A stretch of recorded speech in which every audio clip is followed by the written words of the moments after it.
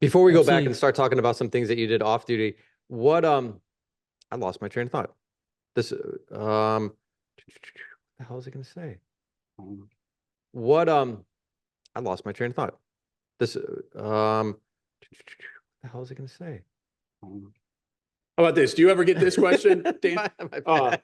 I literally just spaced my bad. I'll let him try to figure it out. Yeah. So you got to ask yourself, why do you want to do this? What keeps you motivated to stay proactive and get bad guys off the street? The facts is a big cannon against a little tiny gun of opinions, because we've all heard people give us their opinions. Let's talk about how easy it is to get narcotics in this country. Once they're in this country, anywhere within 2 days, the drugs will be in our cities. Because we know knowledge is power.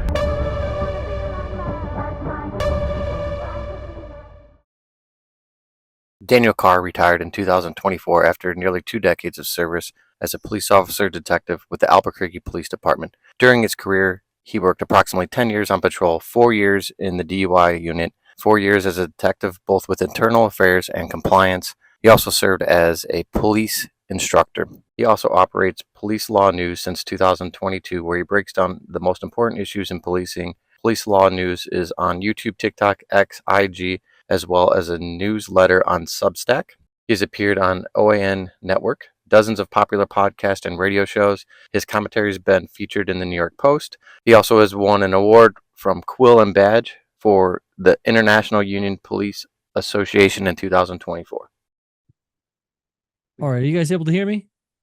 We can hear us. Okay. All right. Very cool. Good. Awesome, man. Yeah, that was kind of our hang up too. We've been piecemealing this together, and then we had our first in studio the other day, and what we've been doing is a lot of Zoom. So then I'm like trying to figure this out. Thank God I have a producer that kind of helps me out in the long run, so I can go to him like, dude, I'm lost. I have no idea what I'm doing. So he Nice. saves me a lot of times. That's one of the things that's held me up from doing something more like a podcast is the tech side of it. But you guys got an awesome set there. That's cool. Is that one of your houses, or is that Yeah, where do you guys do this at? It's my garage. Nice. So during COVID, we couldn't do anything, and me and my wife are social beings, and I was like, well, we can't go in here. Why don't we just have people at our house? And so I just paid money for someone that was out of work to completely turn a third of my garage into a bar. Oh, nice. That's awesome. Very cool. Mhm. Very cool. Have you ever met Mike before? No, I don't think so. Good to I meet think you. you guys have a lot in common. So he's a cop in a local area around us, and then he is also a lawyer. And Oh, based on nice. your bio, something in common, yeah? Yeah, so I passed the bar and I'm in the process of getting licensed here in New Mexico. So hopefully I'll be licensed here in a couple months. Oh, nice. When'd you pass the bar?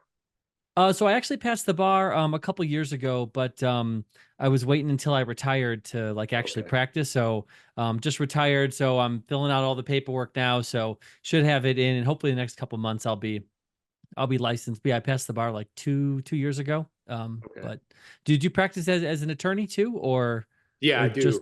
Oh wow, I do nice. both. So we work 12-hour shifts. So I got 2 days off a week. I work at a law firm, just doing family law stuff, nothing major. Nice. Oh, very cool. Very cool. So it's That's helping me. I stopped working side jobs and everything. Now I just do that. But I can retire in 9 months. oh, So it's awesome. going to be a transition from, cop to full-time lawyers. Oh, nice. Very cool. That's awesome. Looking forward to that. Yeah, it's nice. I don't know if you've got an opportunity to listen to our podcast. We're fairly new, but I just want to kind of break it down. We focus a lot on anything outside of law enforcement. So basically, I'm going to ask you questions and feel free to answer. Be like, no, that's too personal, but kind of where you grew up, how you grew up, like siblings. Are you like the first person in your family in law enforcement? What drew you to law enforcement? All these things. And then when we get into like your actual career, we'll kind of talk about a little bit about it, but more like outside your world of law enforcement. That's outside the job. Like what kept you sane from dealing with police stuff in general? Yeah, that sounds good. Yeah, I listened to not entire episodes, but I found you guys on YouTube. So I listened to the beginnings of a couple episodes. Cool. So yeah.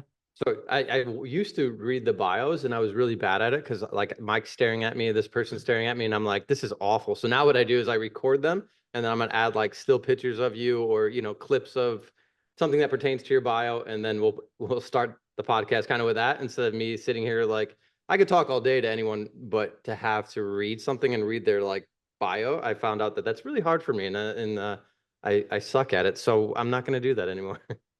Yeah, that sounds good. So you can go ahead and start, man. I appreciate you joining us on and do you want to be called Dan, Daniel? Either one is good. I don't care. I appreciate you, Dan, joining us on Beyond the Barrel podcast. And he used to be a cop in New Mexico, recently retired, and operates police law news on Instagram and several other platforms. And that's kind of how we hooked up. And I'll let you introduce yourself and give your kind of story. Absolutely. Well, hey, thank you guys so much for having me on. My name is Daniel Carr. I recently retired from the Albuquerque Police Department after just about 20 years of service. While I was working the police job, I went back for a master's degree. And I went to law school a couple years ago as well. When I was working as a police officer, I worked patrol, DUI units, and then the last couple years I was an investigator in internal affairs.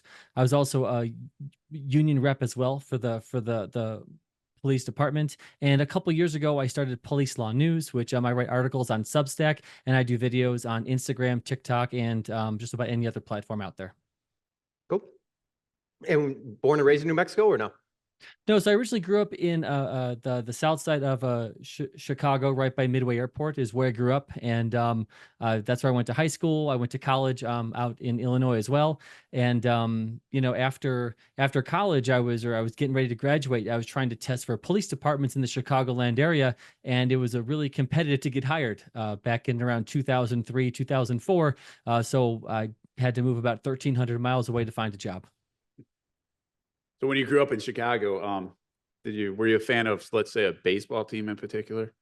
I grew up on the south side of Chicago, so I am a huge White Sox fan, which is rough after this season. I figured when you said south side, but yeah, he's a huge Cubs fan. I'm a White Sox fan. I have their like 1983 logo tattooed on me, and it's embarrassing, so I try to cover it up at all costs now. But I still, I guess, claim them, unfortunately. Growing up down in Chicago or the south side of Chicago, how was that? Have the demographics changed from when you grew up? Because the south side is usually known as, kind of a rougher area in general. Yeah, so when I say south side of Chicago, I think people get especially people who weren't from the area get a different picture. But I grew up right by Midway Airport, a couple miles west, and it's just it's a working class area. Almost everyone in my neighborhood was firefighters, cops, and teachers. So it's a real normal neighborhood. Basically, in my neighborhood, there are about 6 different bars that I could walk to. Every bar had a shamrock in the window, real Irish neighborhood. So, and it's still basically the same, a really low crime area of Chicago. There's a lot of cops who live there. Awesome. Growing up, siblings, only child? Yeah, I have a younger sister. Right now she's a nurse in the Chicagoland area. So are you the only one that's outside of the Chicagoland area at this point? Absolutely. Yeah. I moved in 2005 out to New Mexico, and I actually had a couple friends follow me out here, but none of my family moved. Do you enjoy comparison? Do you like it out there better? I'm sure that the weather's better, but like overall, how do you like it compared to Chicago?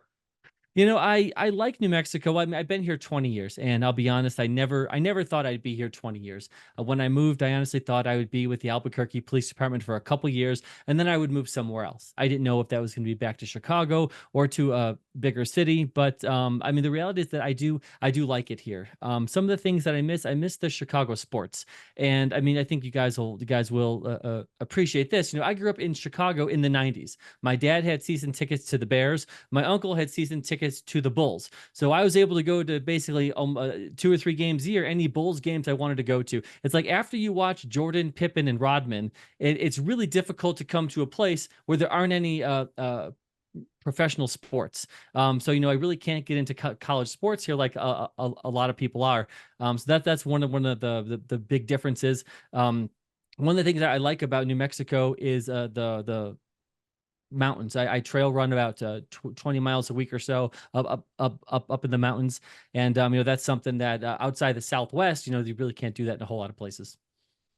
That's awesome. Yeah, I mean, sports comparison. I mean, you really can't beat the Bulls in the 90s. There's no other era of sports I think that could even compare. So it was a great time to grow up in Now, not so much, but yeah, back Yeah, then not so you much. you left in a good time when you left when Chicago was kind of on its high of sports.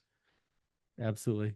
And that's one thing that at least remember growing up in the 90s, we were still in high school when they were going through their run. And at least we could all agree we were Bulls fans and loved seeing them win all those championships. So even though we're divided on baseball, we came together there. Them and the Bears, and now the Blackhawks too. Not doing so great anymore, but Yeah, I don't know if you still follow the Bears, but what an embarrassing loss! Like so disheartening because I don't know if you still follow sports or not, but I'm like, I thought that they should have never won that game, and then I thought, holy shit, they're gonna win this game, and then it's what an embarrassment. Like I was super let down. No, and I was let down too. I still follow sports. My dad, he was a huge Bears fan. He had season tickets for 30 years. When they were in the Super Bowl in 1985, he drove down there to see it in person. And that's one of the differences here. It's like, I have two young sons. They're 9 and 14. I try to get them into Chicago sports, but they don't have any connection to Chicago. So one of them likes the Arizona teams, the other one likes the Colorado teams. So it's different when you're in Chicago and you're from Chicago. It's almost like everyone in the city is on the same team. That's not the case here, and that's definitely a different thing. And then you said you went to college. Did you go to college with the aspirations of being a cop, or did you go to college with other things in mind? Yeah, so I went to Western Illinois University, and my major was law enforcement and justice administration. So I went there with the intent that I was going to be a cop as soon as I graduated. I pretty much wanted to be a police officer since I was in high school, so I knew that was the path I was going to do. Siblings, father, any mom, anyone that was a cop, or was it just you doing your own thing? No one. I was doing my own thing, and yeah, still the only one in my family to do it. Any motivation behind that? I'm just curious. No, I mean the only thing, and I've been asked this question a lot. The only thing that I can think of is that my mom had a job where she worked at a bank every day, and she never complained, but it always seemed like it was a boring job. And my dad had all kinds of different jobs that he never really liked, and I just remember being a kid watching, as silly as it sounds, watching Cops and watching NYPD Blue, and thinking, that seems like fun. That seems like something fun and interesting, and something new every day. And the more that I got into it, and especially in college, I thought, oh yeah, this is absolutely what I want to do. Obviously, I had a lot of friends being from the south side of Chicago, my neighborhood. A lot of my friends had parents who were police officers, but no one in my family for me to see like what it looks like every day. But just something I was always interested in.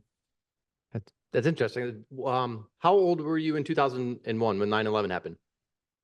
I was a freshman in college, so So you already are on that path, 100%. So that absolutely. just I was in kinda- my freshman year. I was in my freshman year in college when that happened. Yeah. And then at what point did you start to then go down the law degree aspect of it?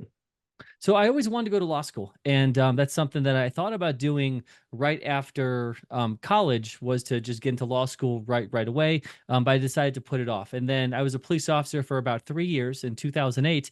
And at that point, I was single. I didn't have any kids. I was working 20, 30 hours of overtime like a lot of us do. And I thought, that would be a great time to go to law school. So I looked at the local law school. The University of New Mexico here is the only law school in the state. And, I did something that this is a lesson that I wish I would have learned earlier, is I went on their website and I basically started to look around to see if it would be possible for me to go to law school in 2008. And I read on their website that you weren't able to work the first year, that essentially you had to be a full-time student. And I kind of just left it at that. I didn't make any calls. I basically took no for an answer from what I read on their website. Had I done a little bit more research or even made one phone call, I would have realized that they actually did have a flex program that I would have been able to work full time and do part-time law school. They didn't have that on their website, and I never looked into it. So I went back to grad school in 2008 instead. And then about 2015 or so, I started to, at this point I had 2 kids, so it was a lot harder.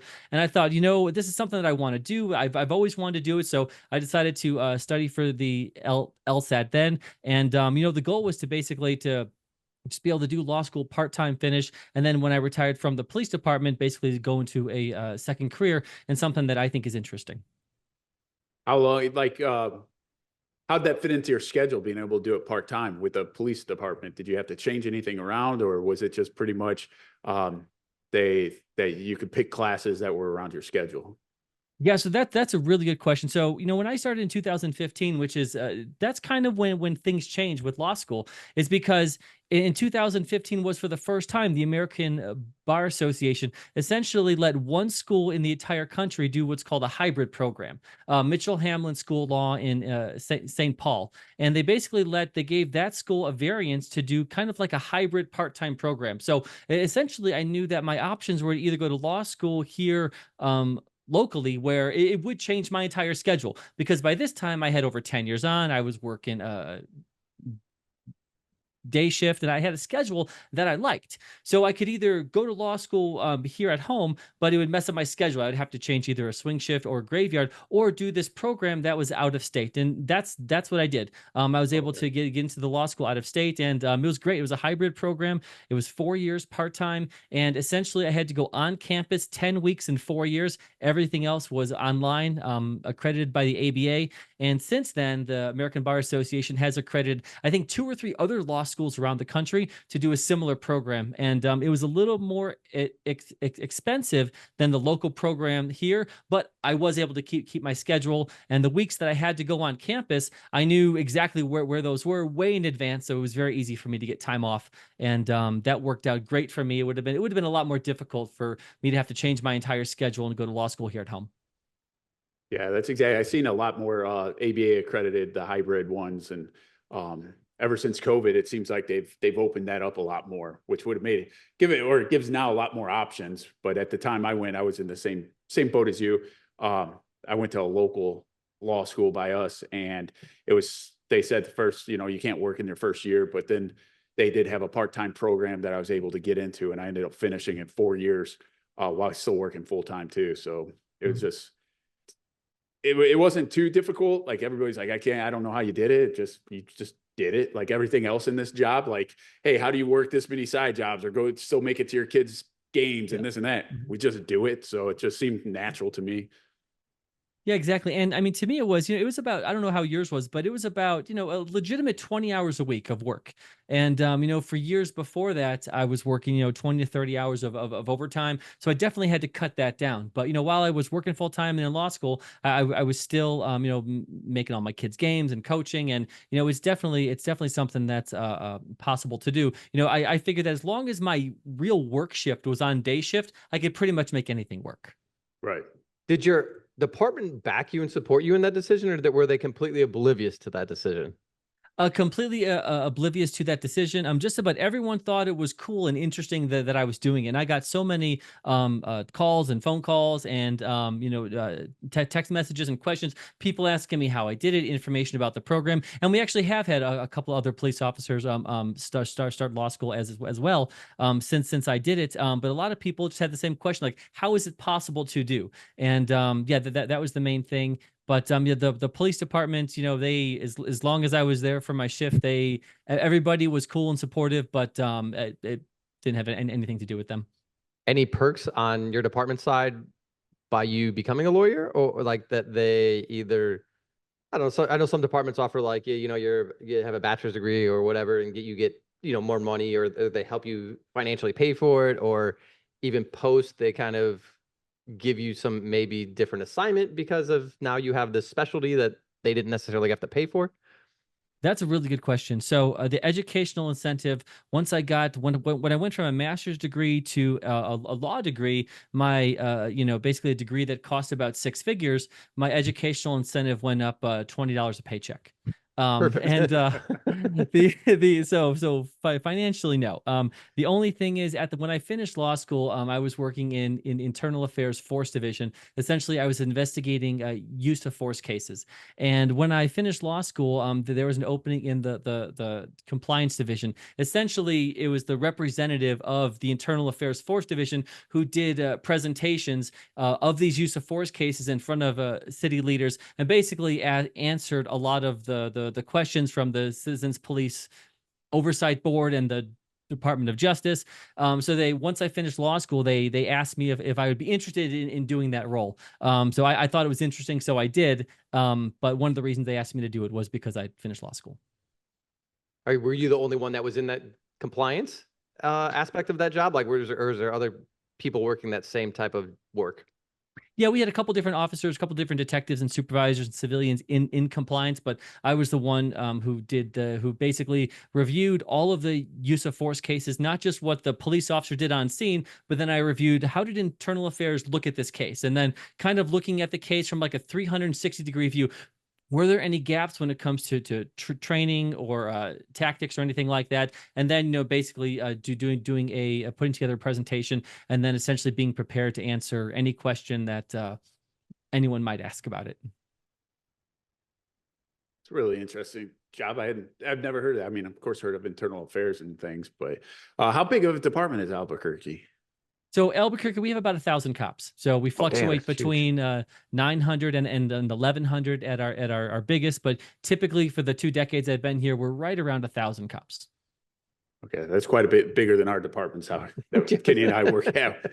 I got 50, he's got like 70. So Yeah, that's massive compared to ours.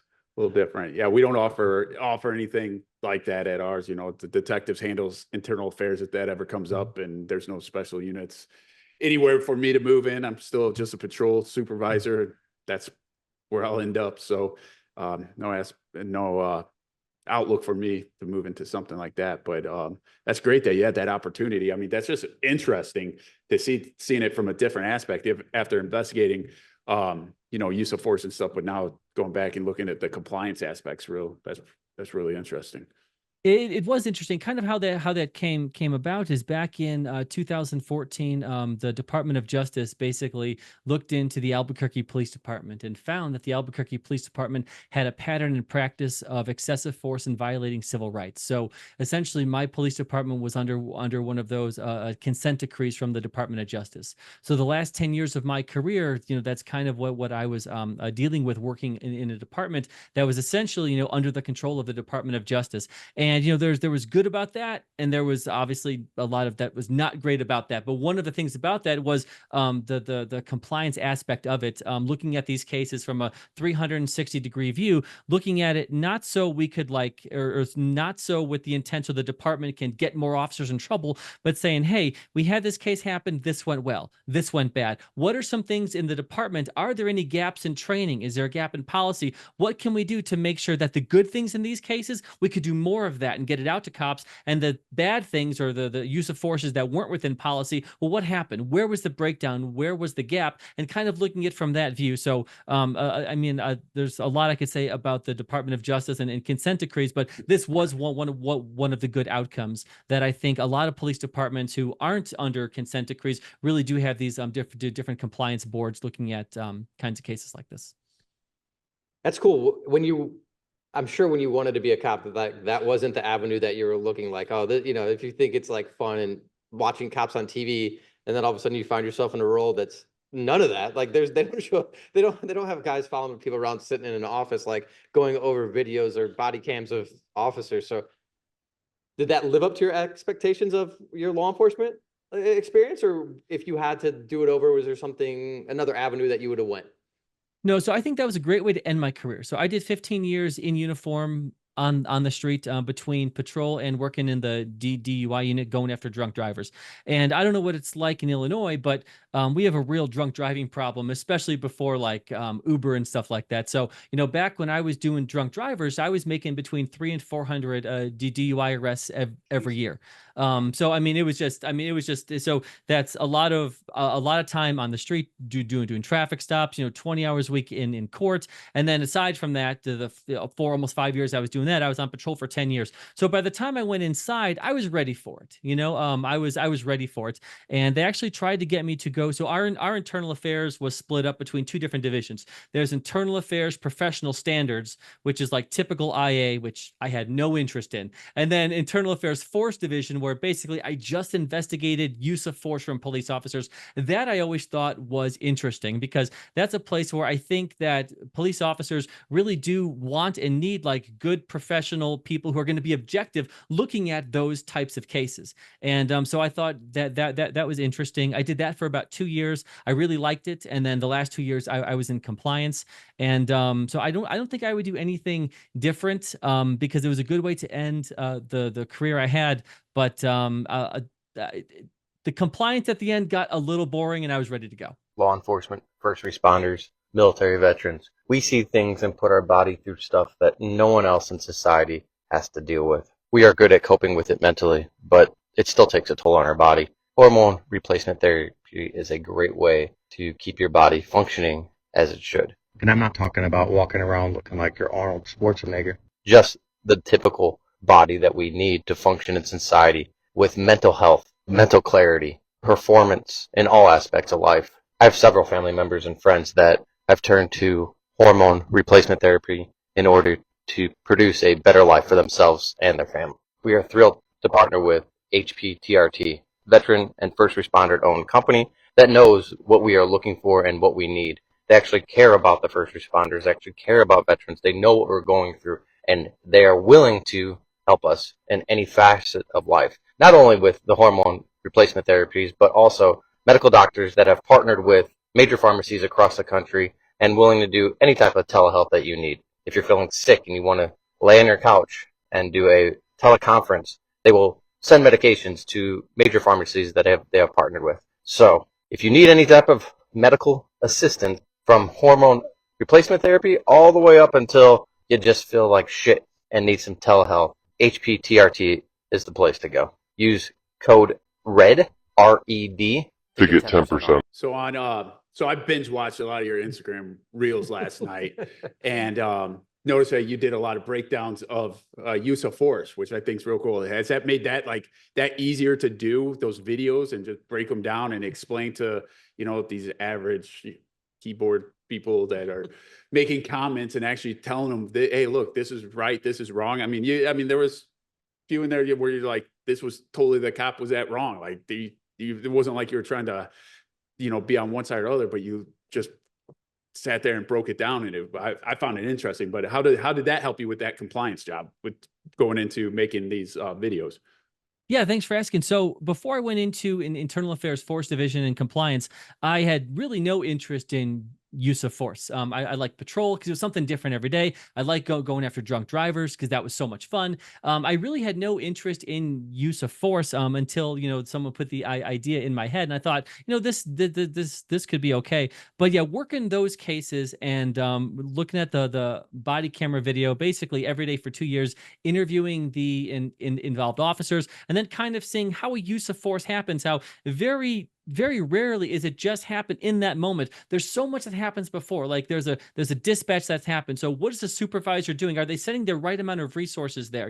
What are officers doing? Are they meeting before they actually get to the call to kind of confer to see, hey, we have some kind of plan going into this? So it's there's just so much to a use of force. And it was working in that capacity for essentially 4 years that, if I'm good at making those videos, I mean, for me, it's interesting to do. I think that definitely helped. I think without that experience in internal affairs force division and compliance, that I probably wouldn't be able to do it. A lot of people have asked me, do I think about what I'm going to say? Do I write it out? And I honestly don't. I watch a body camera video, and I find the 2 or 3 clips from each video that I want to talk about, and then I just talk. I don't prepare anything I'm going to say before I do it. And but I think it's interesting. And a lot of these cases are complicated. I try to take a case that really I could do a 30-minute presentation on most of these cases, and I do my best to try to basically explain the most important parts in about a minute. Yeah, that's great. I mean, you do a great job breaking it down into that short period of time, which I'm like, I don't know how you fit it into that 30 minutes into 1 minute.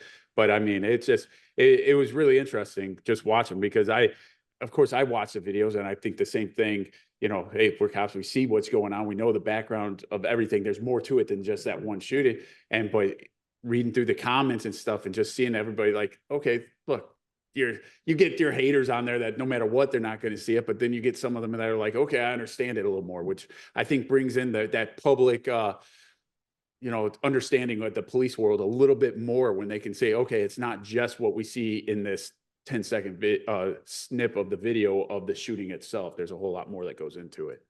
Exactly. And that's why I think it's so important to just be objective as possible on these cases, where it's like, the idea that every time I review use of force, there are people out there who, no matter what happens in the case, like a reflex, they're just going to say the cops did the right thing. Or on the other side, also like a reflex, no matter what the case is, you're going to get people who say the cops did something wrong, the cops are bad or racist or something like that. To me, that just isn't interesting. If a police officer makes a mistake, does something wrong, if there is a use of force that is not within policy or is not objectively reasonable, I think we have to say it. But I like to try to take it one step further, that, okay, listen, if you're saying that the officer did something wrong, pinpoint what that is. Pinpoint exactly what the officer did wrong, and then, or what you have an issue with, and then go ahead and point to law or policy or training, so we can see exactly where the issue is. And that's kind of what I like to do in some of the videos when I have time to do it. But I think that I would lose all credibility if I just said no matter what, the officer did the right thing every time, because that clearly isn't the case. Right. I love that you're objective. Like I like you used that word earlier. I love the fact that you call it the way you see it, right or wrong. You're not just always going to the defense of that officer, and obviously you're not always bashing the cop, but you very, I don't know how you do it, but yeah, within a minute or 90 seconds, you're able to break it down very intelligently, and break it down small enough that like someone that doesn't have a lot of law enforcement experience can understand what you're saying and what you're trying to get across. I absolutely love it. Thank you.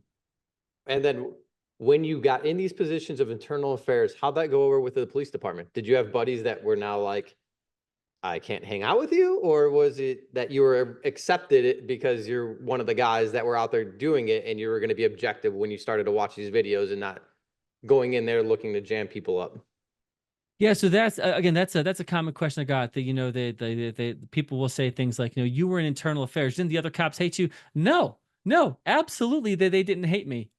Because I was actually an elected union rep when I went to internal affairs. And I actually stayed in that job. I just didn't rep people in front of internal affairs force division. I rep people on the other side of it, and I helped out with like contracts and stuff. But no, they absolutely didn't. So the police union, I think there were like 16 of us on the union board. So when I went to internal affairs force, our union president Sean, when I went there in the meeting, he said, "Hey guys, Dan just went to internal affairs force." And the first thing that Sean, I knew this was going to be the attitude. The first thing that he said is like, "Hey, this is good. This is what we need. Like, we need objective people to be in internal affairs force, to look at these cases in an objective way." And then what I did is I tried to stack the deck. I tried to recruit my other union friends to come to internal affairs force with me. I remember standing up at a union meeting saying, "Guys, like if you want to take down the Catholic Church, like you got to become a priest. Like, come on, we need to get in here. All of us have to, like, we should get more." And I actually got one guy to follow me there.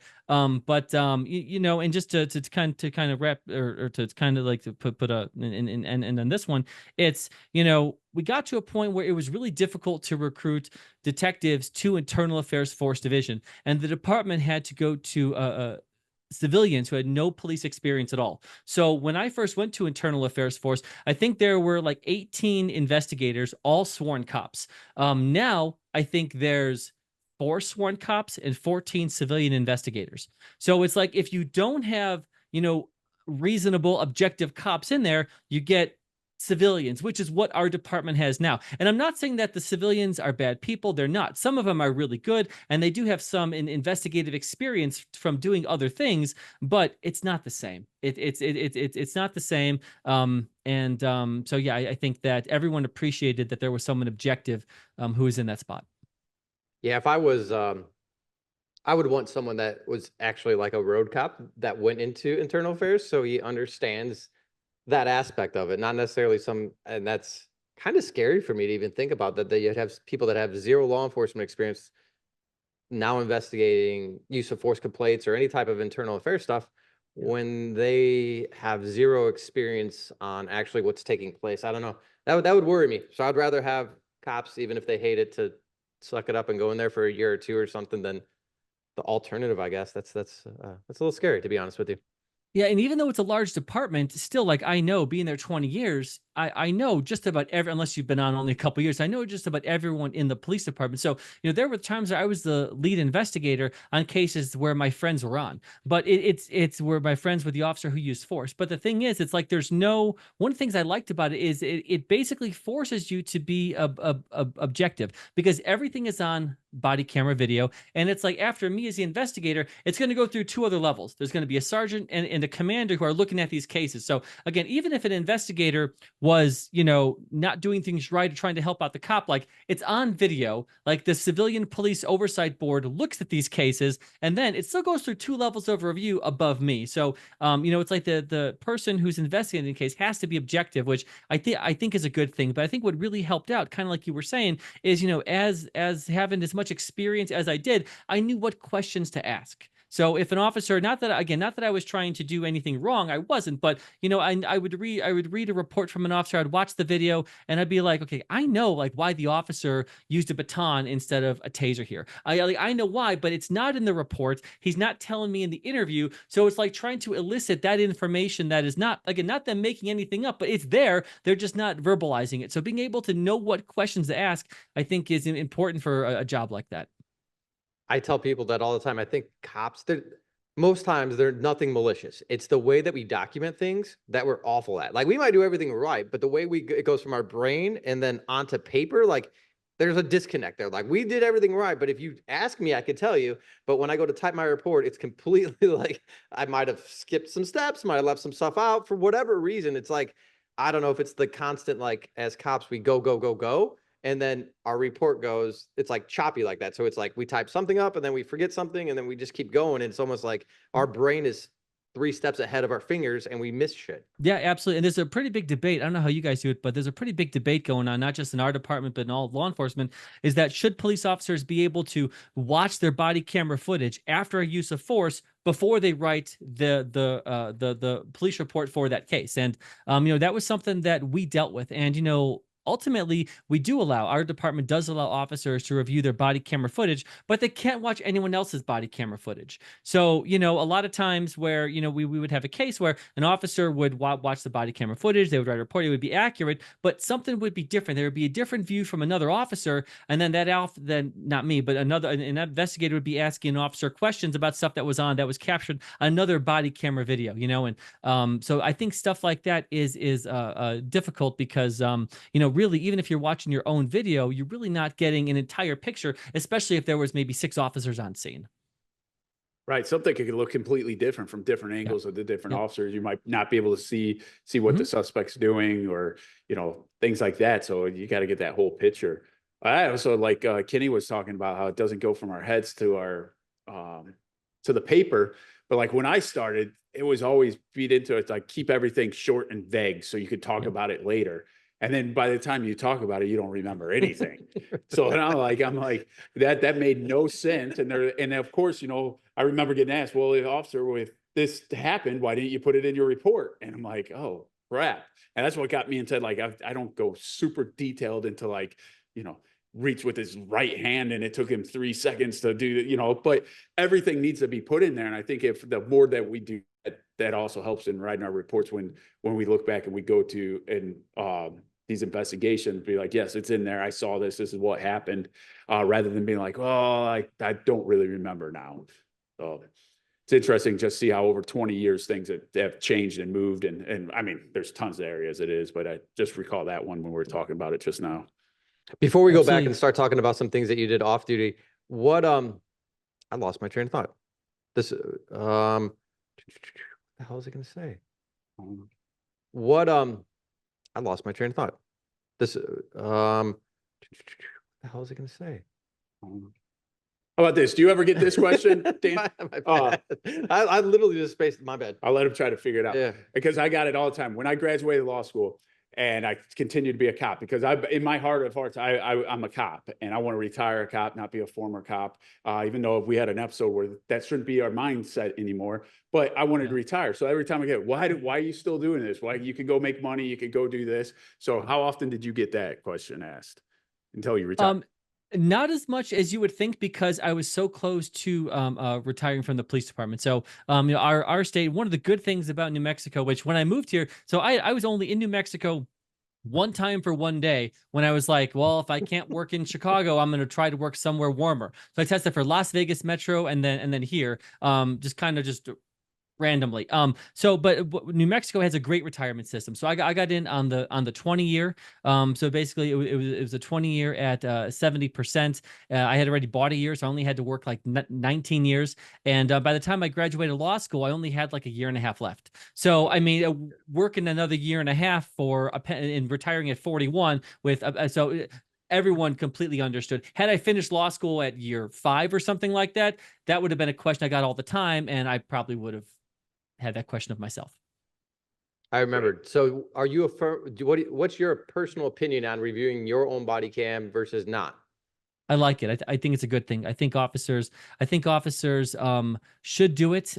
Where I think officers have to be prepared. In preparing officers before they go into an internal affairs interview with the use of force, I think they have to be really careful to kind of differentiate, okay, what did you remember independently? And then what does the video say? So for example, the one time where I was almost in an officer involved shooting, well, a lot of times I was almost, but the closest I got to an officer involved shooting, it was actually before body cameras, but we had these belt tapes where just recorded audio, where after the incident, I could have testified in court. I would have passed a polygraph that it took, I was yelling at this guy to drop the gun for 8 seconds. I would have sworn, again, I would have passed a polygraph. My partner who was next to me, he was silent. He didn't say a word. When we went back and we listened to the actual audio, my partner screaming the same thing I was, drop the gun, and it actually lasted about 2.5 seconds, not 8 seconds. So I think it's important. I like it. I think officers should, but I think it's important to make sure that you're very clear that when you do these interviews, to say, this is what I remember independently. This is what I saw on the body camera footage that is objectively true about the incident. On the job, what kind of stuff did you do off duty? What kept your mind away from law enforcement? So, a lot of it was kids in school. So, I have a 14-year-old and a 9-year-old. My 14-year-old's really into basketball. I coached him up until recently, until he got too good for me to coach. And my smaller one is in baseball. I've coached baseball. Those are the main things. Also, I did a grad school from 2008 to 2010, law school 2015 to 2019. And I like to run. So I run about 20 miles a week up in the mountains. It's beautiful here. And so I do that through 3 or 4 evenings a week. I run. I do half marathon trail races. And that's the main thing that I do. So to combat the stress, a lot of that, like the workout, like the running, was that a way that you combated your own stress from the job stuff? Absolutely, running. That's what I like to do. That's my favorite thing. That's my therapy. So that helps me out a lot. Yeah. And you have 2 sons, you said? I have 2 sons, 9 and 14. If they wanted to be cops, would you encourage it? Would you discourage it? Would you be impartial? That's a great question. I would discourage them being city cops if they were interested in federal law enforcement. I would encourage that. I have a friend in law school who was much smarter than me, and he was a U.S. Marshal out of Salt Lake. Listen to him and about his job and the interesting things that he's done. I think that's what I should have done. So if any of my sons wanted to get into law enforcement, I would strongly encourage some type of federal law enforcement, U.S. Marshals, something like that. I would discourage them being a city cop. If they were intent on being a regular street patrol officer, I would try to steer them towards a sheriff's department and not a big city police department. Because what we've dealt with here, I think, is common in a lot of big cities. And it's not to bash on any of the chiefs or anything I've had, but essentially, no matter how good the chief of police, you guys know this, so no matter how big the department is, but no matter how good the chief is, he works for the mayor. He or she works for the mayor. And I think it's we've had some issues with that over the years. So that would be my answer on that. I had my first 6 years, I had 6 different chiefs. We had a mayor change, and yeah, so like talk about like going into work and being like, well, what are we gonna talk about that's different today? Because we're gonna, like the stability. I was so young, so I didn't care. I'm just happy to be here. But looking back now and seeing some of the older guys, like their stress, I'm like, it makes sense because you have no idea what you're walking into. 6 chiefs in 6 years is is a hell of a situation to be in, and that's a city atmosphere. After that, we've So had two amazing chiefs that, I've been on the job for 18 years now. So now I've had two chiefs in the past 12, which is great. That stability, I think, is needed within law enforcement. And even though they've all been great, it's still just the uncertainty, and it could be minor changes that the chief's going to put in place or anything along those lines. And just that uncertainty adds stress to a profession that doesn't need any more stress. no, I think that's true. 6 chiefs in 6 years. That's a lot. I mean, the average for chiefs around the country is they serve typically is right around 3 years.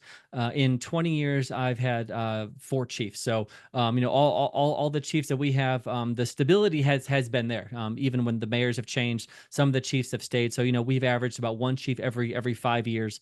So that's got to be rough to have, because I agree that would be difficult to know what the expectations are and kind of what the culture is when there's the changes at the top.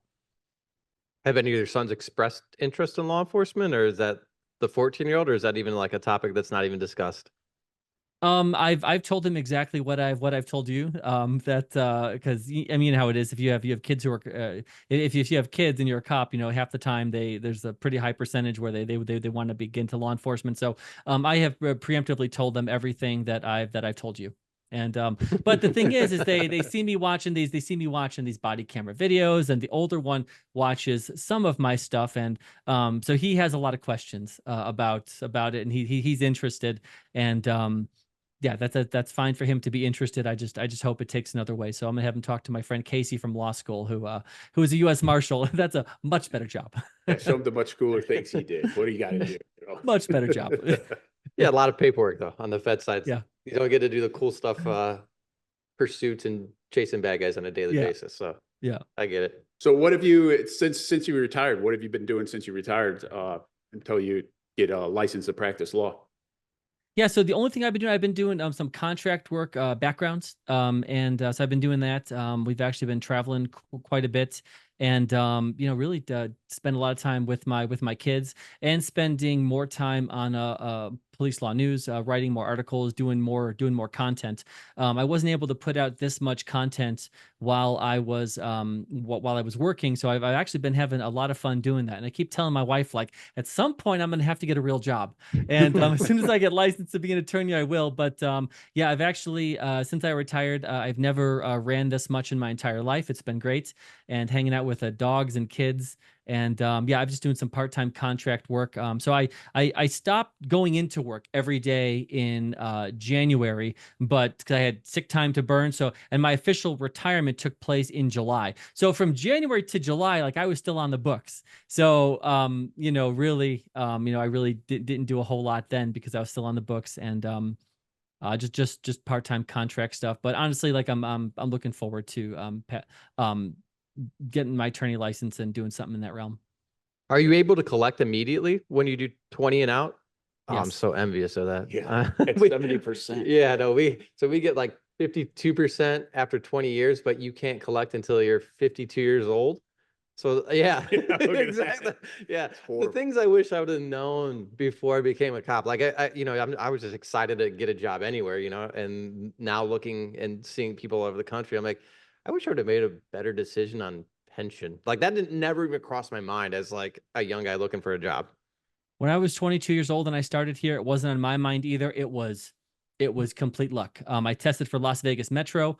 I got pretty far in their process, and then I was either going to go out and test for Phoenix or Albuquerque, and because it was just warmer climates, and Phoenix had a hiring freeze, so I'm like, all right, I'll go out to Albuquerque. It didn't even cross my mind. No adults in my life said, hey, you should really look at like what the pension system is. Not a conversation at all. I honestly just got lucky, and we could talk after, but my guess is that my 70% is probably what your 50% is, though. So so money wise, I don't know if it's that much difference, but being able to collect right away, I think that's huge, because I'm 41 and you can collect right away. Having to wait is I don't Yeah, like that's that. huge. Being able to just right away, no matter what the number is, being able to Yeah. just get it, and that gives you the ability to leave. Because so many guys I talk to, they're like, I can't leave until at least I can collect. And then by the time they get there, they're like, well, I've got, a couple more years and I can get to this number. And then, by the time it's done with, they've been on 30 years, and, they're 60 years old, and they're not going anywhere else. So. Yeah. And I was able to buy 1 year. So everyone can buy 1 year of time. So I did. If you have military time, which I don't, but the guys and girls who did active duty in my state, they're able to buy up to 4 years of military time at a way discounted rate. So there's a lot of people that I know who basically bought 4 years military and the year of airtime, and they did 15 years out at 70%. Oh, wow. That's good. Yeah, I wish. It's really good. That's the only good thing about New known. Mexico. This in the mountains are about the only thing good about New Mexico. Otherwise, it's kind of like Breaking Bad. So. So what are your aspirations now? Like when you're gonna get your law degree, do you want to criminal or are you gonna do civil stuff? So what's more important to me is really having a schedule that's a little more flexible. So, after working kind of shift work for all these years, the idea of working at a law firm or a law office, having to go in every day 9 to 5, probably not what I'm interested in doing. So I kind of want to have a flexible schedule. If I could do anything I wanted, what I would like to is I would like to be an attorney representing our police union and other police unions in the state. So if I could do anything, that's what I would like to do, is to be one of the attorneys who's on the team of representing officers in administrative matters, helping out with the contract. I have more lawyer friends than I have cop friends. So a lot of them have their own law office. So to start with, I don't know how soon after you finished law school that you started working, but I graduated law school in 2019, passed the bar or 2021 or something like that.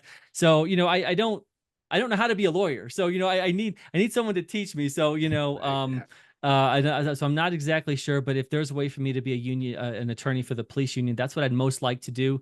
But I'm not 100% sure yet. Yeah, that's what the tough part. That's why I started practicing right after, because I graduated in May of 2019, took the bar in July, got passed the first time, got admitted into the bar in October, I believe, and then got my first job that December working part-time. And my whole point was I'll just sit on this until I get, can retire. But then I'm like, I'm going to go try to enter this workforce with no experience. Yep. So now for the last 4 years, almost 5 years, I've been balancing these two lives together, trying to get them going. And I still don't know what I'm doing as an attorney half the time. I'll go into court and I'll be talking. They're like, that's why they call it practicing law, and I'm like, I get it, because you come up with something new and, I got 5 years on. They're like, oh, you don't know anything. Cause my mentor at work, he's, I think he's in like year 50, and he's done and seen it all. And he's just like, oh, I've got something for you. And he starts going through stuff. So it's just interesting. Once you start getting into it, when you start learning, it has nothing to do with what you learned in law school.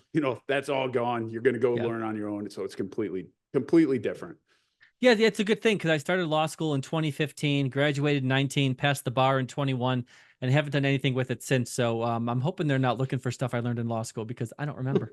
Yeah, no, it's all on job training. That's it. Like I don't know the last time I thought about law school, like actually breaking out my contracts book or something like that. All that's just gone. You go learn whatever part of the law you're practicing, you're going to go learn that from your attorney.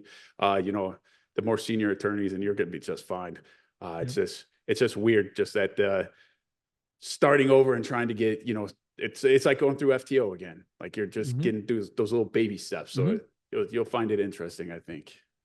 Is there a fee that you have to pay every year to be a part of the bar? Do you have to do anything, or is it once you're in until you get like disbarred? So there is a fee, but I'm still in the application process. I'm actually just filling out my application for the bar this week. So I think there is a yearly fee and stuff that I'll have to pay, but I haven't had to pay it yet because I haven't been a member of the bar. So hopefully, like here in Indiana, you pay a yearly fee, and then you got to do 36 continuing education credits in 3-year period, with no less than 6 per year, and so many in ethics, and just to keep your license up. Just kind of like a cop. Just like what we got. Interesting. I didn't know. Yeah, that was a question to both of you guys. After you brought that up, I was curious, and I thought you were already in. So I was like, man, if you're paying 4 years of fees and not even practicing, I was like, that's commendable, I guess. But Yeah, well, one of the things is I have a tendency to take on too many things at once, and there was a period where I was working full must be an time, attorney. coaching my kids' sports. I was in law school. I was working as a realtor part time, and I was just a Holy mess. cow. And you know, it's one of those things. Is once I passed the bar, I thought, you know, if I start working as an attorney right now while I'm still trying to be a cop, I'm gonna mess something up. So you know, I kind of decided to wait, and I finally stopped being lazy and got all my paperwork together, and I'm just about to submit it now. But that's being a realtor and being a cop. You know, that isn't that big of a deal, you know. But being an attorney, that's serious shit. That's serious, you know. And so that's really commendable that you were able to balance those two things. I think again, that's something that I take on a lot of stuff, but I was nervous about taking that on, to be honest, which is why I'm still here. Yeah, Kitty always bugs me because he can't get a hold of me. He's like, "Well, what are you doing?" I'm like, "I'm working all the time." I man." get that he's working, but it's just a simple question like, what time can you do this? I don't need like, hey bud, how you doing? Just give me a time. Like I get it, you're busy, but just be able to put a time in there, send it, and we're good. Like, but for me to call you 3 days to get a time, like that's where sometimes I'm He gets annoying it in that right. aspect. I'm okay with that. Does your wife work, or is she just a stay-at-home mom? I'm just curious because with everything you got going on, I don't know how she's like the kids and you manage all that. Yeah, my wife is a physical therapist. She works with people who have developmental d Wow.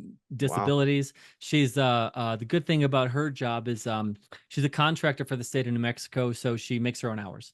So she makes her own hours. She has like 20 something clients that she sees, but it's not like a 9 to 5 where she has to go into the office every day. You know, as a contractor, she only gets paid if she works, but she can kind of set her own schedule. And you know, and another thing that helps is that both of my kids are with an ex. So half the time I have them half the time. So half the time we have kids, and the other half of the time we don't have kids, and we can travel and ski and do things like Okay. that. So Nice. I wondered how you're managing all that. Yeah, both of you had jobs, but that makes a little more sense. I get it now. it's busy the weeks that we have the kids, and I still go to all their sports and stuff and everything the weeks I don't, but a lot less hectic. Awesome, man. So you want to push some of your stuff, like what you're doing now with the social media stuff, what you're gonna do later, whatever you want to, just market yourself, however, because we're coming up on an hour, and that's kind of where we put, try to keep it to an hour so people, especially cops that have like ADD like I do and stuff, they can listen to it without, being overwhelmed. Absolutely. Yeah. So you can find me just about everywhere over on Police Law News. I'm real active on TikTok, even though it's silly. YouTube. I write articles on Substack. I post a lot of my stuff on Instagram and Facebook. And yeah, those are the places you could find me pretty much anywhere. Just type in Police Law News, and my stuff will come up. And yeah, I get a lot of my content ideas from cops. Obviously I follow this, especially now that I'm not working full time. I really have a lot of time to like look into these cases and see what's interesting. But on a daily basis, I get so many messages from police officers around the city saying, police officers from around the country, and hey, there's an officer involved shooting here. Hey, my friend was involved in this. Hey, here's what happened. So that really, I get a lot of my content ideas and case ideas that I'm going to cover just from people who send me messages. So I read almost everything, and that's really helpful to kind of get information from people who are like right there. So I always encourage people to, definitely message me. But again, anywhere Police Law News, you can find me.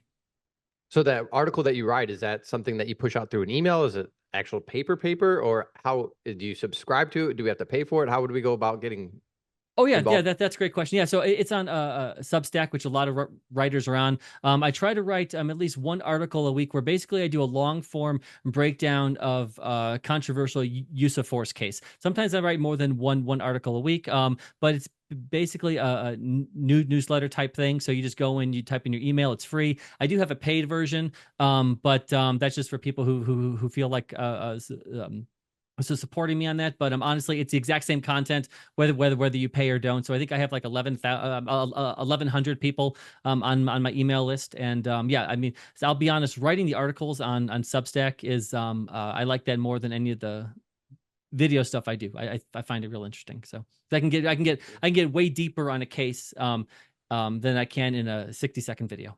So we end all of our podcasts. I don't know if you watch it all the way through with one question. We both teach for a company called Justice Academy. So what is your definition of justice? I would say that my definition of justice basically has to be rooted in objectivity. And that I'm going to leave it at that. I don't have any other definition that I can think of. No, I mean, I like it. I think that, Oh, that's perfect. yeah, I mean, because objectively, like from the person that is, say, like getting did a crime, and it, you know, you have to look at it from his point of view, and then kind of from the cop's point of view of a job that they have to do. So I like that. I like that answer a lot, man. That's good. Yeah, well, thank you guys so much for having me on. I really appreciate it. Yeah, man. I appreciate you you. joining us beyond the barrel. And then, yeah, if you guys ever, or if you ever need anything from us, or want us to share some of your stuff or anything along those lines, we're always here to help you out, man. Thanks, appreciate it. Yeah, appreciate you, man. Thanks for coming on.